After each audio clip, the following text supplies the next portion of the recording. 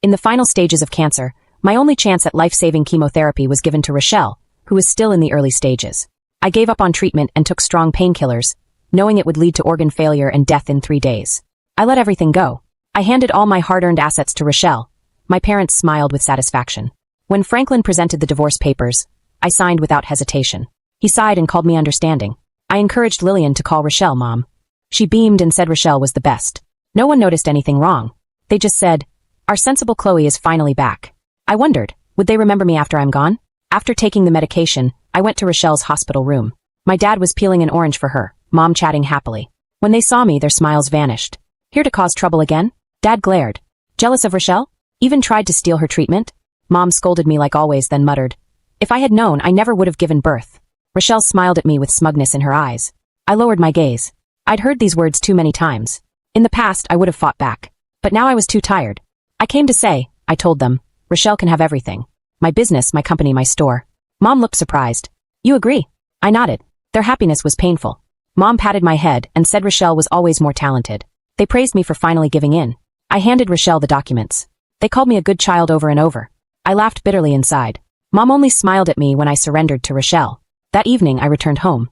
Franklin and Lillian were laughing in the kitchen, cooking Rochelle's favorite dish. Franklin had always criticized my cooking. Now I learned he could cook like a pro. He saw me and smiled awkwardly. Chloe, when did you get back? He hesitated. There's something I need to talk to you about. It's Rochelle. Your parents suggested I marry her, to cheer her up. I stared. You agreed? She's like family now. But don't worry. After she's discharged, I'll still be your husband. Lillian added. Aunt Rochelle's been so sad. You should understand. I looked at them, my husband and my daughter. I had given everything to them. And this was how they repaid me. But I didn't care anymore. All right, I said. I agree. Franklin looked surprised, then rushed to get the divorce papers. I signed them. He smiled, pretending to be sincere. Once Rochelle recovers, we'll remarry. Lillian chimed in. I'm proud of you, Mom. My heart went cold. I had no expectations left. I stood up, feeling dizzy, then collapsed. When I woke, I was still on the floor. Franklin and Lillian were looking at me with annoyance. She's faking again, Lillian said. We're late to visit Aunt Rochelle. Franklin added. Even if we're divorced, you're still the one I love. No need for these tricks. I finally understood. The medicine worked. I had 3 days left, looking perfectly healthy until the end. I stood up. Just low blood sugar. I'm fine. We went to the hospital. Rochelle was watching TV. My parents were doting on her. Chloe, thank you for trusting me with your business, she said with fake sweetness. Mom smiled. Now you can relax and collect dividends. I pulled out more documents. She can have all my assets too. Everyone froze. Are you serious? Franklin asked, shocked. Strange. Why were they so surprised now? Dad nodded. You've come to your senses. Mom added. Now we can rest easy. I looked at them. Do you really believe Rochelle will handle everything well? My nose started bleeding. Mom frowned. The weather isn't dry. Why are you bleeding? I stared at her. If I really died, would you regret it? She smiled. Don't say such unlucky things. Lillian added. Mom looks healthy. It's Aunt Rochelle we're worried about. And just like that, the last bit of hope I had disappeared. I turned to Lillian. Didn't you want Rochelle to be your real mom? Now she is. Why don't you call her Mom? Lillian lit up. Really? Yay. Mom is the best. She ran to hug Rochelle. My parents and Franklin watched the scene with satisfaction. I turned to leave, taking one last look at them. My parents were playing with Lillian alongside Rochelle. Franklin was watching with a smile. No one noticed me. I closed the door to the hospital room and left with only 1 day left until my death. I had nowhere to my life had been so busy and rushed. I had never taken the time to truly enjoy myself. I booked a ticket to City to see the ocean at night. I had wanted to go hiking too, but I couldn't hold on any longer. In the end, they didn't even get to see their daughter one last time before she died. Shameless. Pathetic. Mr. Wilson let out an anguished cry and collapsed to the floor, sobbing like a child. Franklin stared blankly at the will in his hands. There was not a single mention of him or Lillian. It only stated that all of Chloe's assets would be donated to charity. It seemed Chloe had never forgiven him until the very end. But how desperate must Chloe have been before her death, to not even mention him or Lillian? Rochelle stood frozen, her body ice cold. Her heart was racing violently. She'd been found out. All the secrets she had tried to hide were exposed. What should she do? What should she do? Rochelle suddenly grabbed Mrs. Wilson's legs, falling to her knees with a thud. Mom, Dad, none of this is true. Chloe is framing me. Framing you. Franklin's calm voice came from behind her. Rochelle broke out in a cold sweat. She slowly turned around to see Franklin's eyes were calm, but filled with icy coldness. Framing you to the point of having you sign documents confirming you took all her assets? Framing you to the point of you stealing her only treatment opportunity, leaving her to die in pain? Rochelle Lee, Franklin said through gritted teeth. You killed Chloe. Mrs. Wilson let out a wail and grabbed Rochelle's neck. Give me back my daughter's life. Give me back my daughter's life. The scene descended into chaos. It took some effort to restrain everyone. But what use was crying and fighting now? Chloe was already dead, having passed with final regrets. It took a long time for Mrs. Wilson to calm down.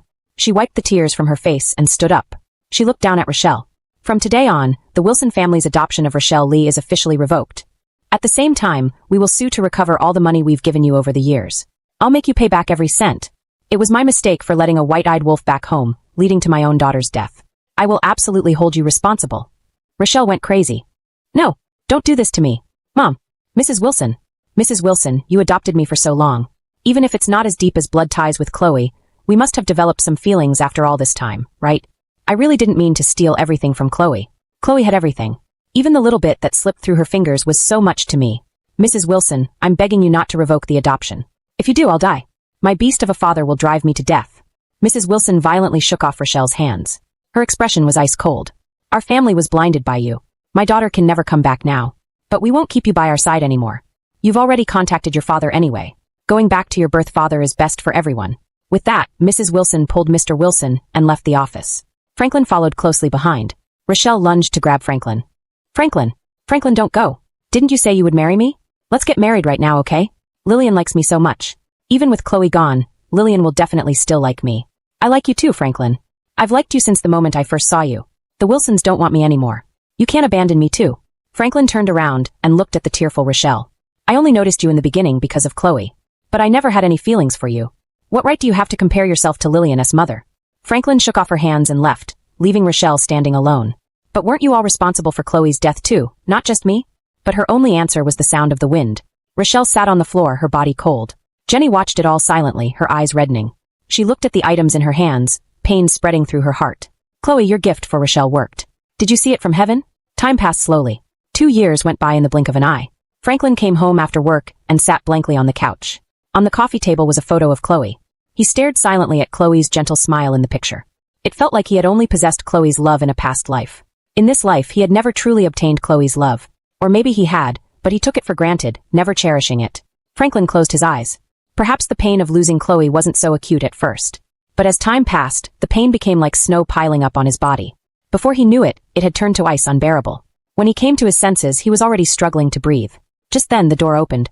It was Lillian coming home. Lillian had just started middle school this year and had a lot of homework. She glanced at Franklin before heading to her room to study. Wait, Franklin sat up. Your teacher called me recently. Said you were dating someone at school. Lillian, this isn't okay. You're still a student. How can you date? You're too young for relationships right now. But Lillian just looked at him impatiently. What's it to you? Do I need you to teach me? The person I like treats me well, not terribly like how you treated Mom. If you want me to be good, fine. I'll be good when Mom comes back. You dash. Before Franklin could get angry, Lillian slammed her door shut. Franklin covered his head in anguish. Chloe, can you tell me how you used to guide Lillian? Can you come back? The days without you are truly unbearable. These 2 years, Mr. and Mrs. Wilson had also been plagued by nightmares. Mrs. Wilson had gone to Jenny, wanting to bring Chloe's ashes home. But she was told Chloe had said in life that she never wanted to see the Wilsons again, not even in death. Jenny honored Chloe's final wishes and scattered her ashes in the ocean. Mrs. Wilson's mental state rapidly declined. She even started having delusions that Chloe was still in school and would come home after class. As for Mr. Wilson, he just sat in Chloe's room every day, staring at the things she left behind. Nothing else. Another 2 years passed. Lillian was in high school now. Today was parent-teacher conference day. Franklin came, but in the classroom, most of the other parents were mothers. Seeing the other moms eagerly asking the teacher about their children's studies, Franklin looked distracted on the phone with someone. Lillian lowered her head. If Mom were still here, would she be like the other moms, asking the teacher about her studies? Then gently encouraging her to study when they got home? That's probably what Mom would do. But where was her mom now? Lillian struggled to hold back tears as she turned away. So the saying, losing a loved one leaves a lifelong ache, had such deep meaning. After the conference, Franklin went to a private room at an entertainment venue to discuss business. Without Chloe, he could only keep working to numb himself. He couldn't think of any other way to face this pain. After finishing the meeting and leaving the room, he saw Rochelle. Rochelle was being scolded angrily by a manager. She kept her head down submissively, with red handprints on her face. He passed by Rochelle without looking back. After the Wilsons revoked Rochelle's adoption, she had been taken back by her birth father. He hadn't expected to run into Rochelle here. But he had no intention of helping. This was Rochelle's karmic retribution for taking everything from Chloe. She had to face these consequences. And the pain of losing Chloe. He and the Wilsons all had to endure it. Franklin smiled bitterly and left the venue. Epilogue. Jenny sat before the grave with flowers as always. She opened a can of beer and poured it on the ground in front of the tombstone. Then she ate some fried chicken by herself. I remember, before we parted ways, we were eating fried chicken and drinking beer together. So many years have passed in the blink of an eye. Jenny sighed and began softly recounting the events of recent years. Mrs. Wilson had passed away. Mr. Wilson found her. She had been mentally unstable, but the day before her death, her mind was unusually clear. She even washed up neatly on her own. The next day, Mr. Wilson discovered she had swallowed pesticides and taken her own life. Mr. Wilson was devastated. Franklin rushed him to the hospital, and he ended up in a nursing home. After that, his hair turned completely white overnight. Franklin and Lillian's relationship remained tense. Lillian applied to a university far away in another province. Only Franklin was left at home, living in a daze. Rochelle was diagnosed with AIDS. No one would take her in. A few days ago, she was found being chased away as a beggar on the street. "Chloe, the people who caused your death have all received their karma," Jenny said. "You must have been reincarnated by now, right?" Jenny silently gazed at Chloe's smiling photo on the tombstone. In the picture, she looked gentle and calm, just like when they were students. After a long while, Jenny finally stood up and placed the flowers down. "I've been busy lately. I'll come to see you again next month." Jenny smiled as she spoke, then turned and left. A gentle breeze blew, rustling the flowers on Chloe's grave. A butterfly fluttered over, landing softly on the flowers. It stayed there for a long time,